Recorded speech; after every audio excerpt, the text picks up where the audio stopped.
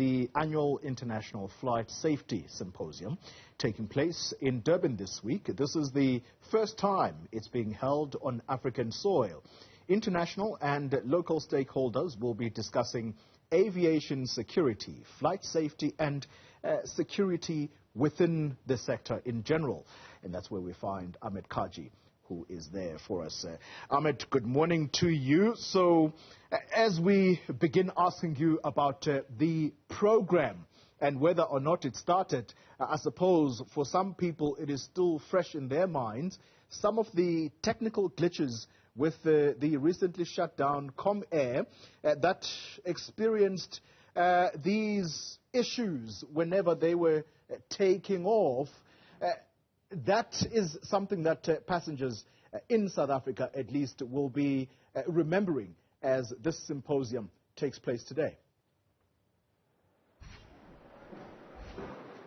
Most definitely, Toli, that will be still fresh in the minds of South African travellers with regards to what has occurred in ComAir over the last 2 weeks and over the last 3 to 4 months as well, from the beginning of the year as well.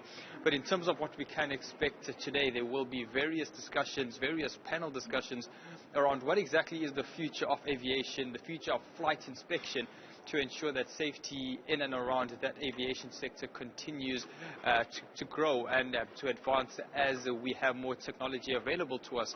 Some of the key conversations that will be around the table today will be around augmented reality being used in aviation safety and aviation training, perhaps moving with the time and innovating within the sector as well.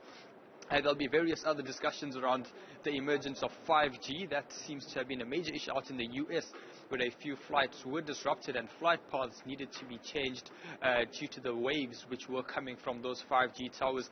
These are some of the things which will be discussed over the next week or so. We are expected that will be taking place from today right through until Friday afternoon when the program wraps. That's what we are expecting here today.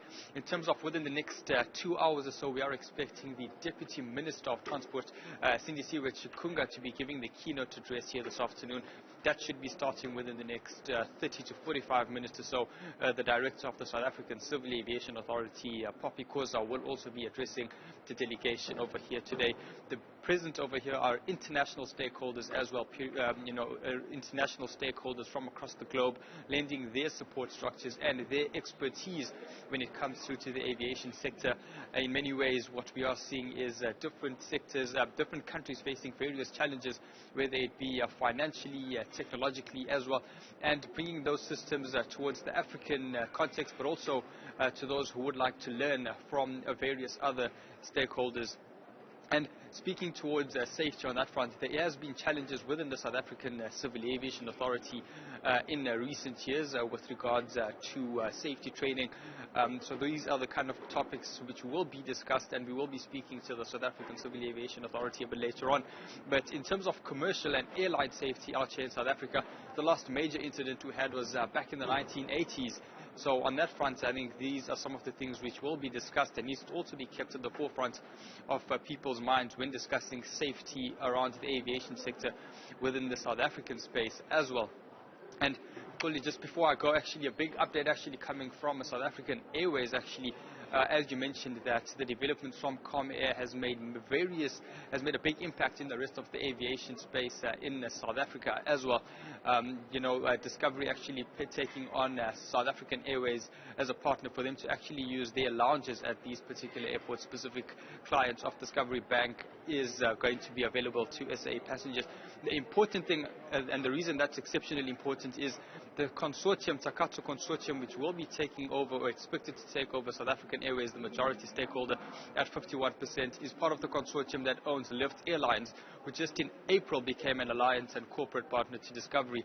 So on that front, it seems that on the commercial side, there have been developments on the Aviation Authority, on the aviation space within South Africa as well. So along with this specific symposium taking place here today at the Durban Convention Centre, we are also seeing those developments taking place in the general South African aviation space. But our business team will be giving us an update around what this exactly means for the sector.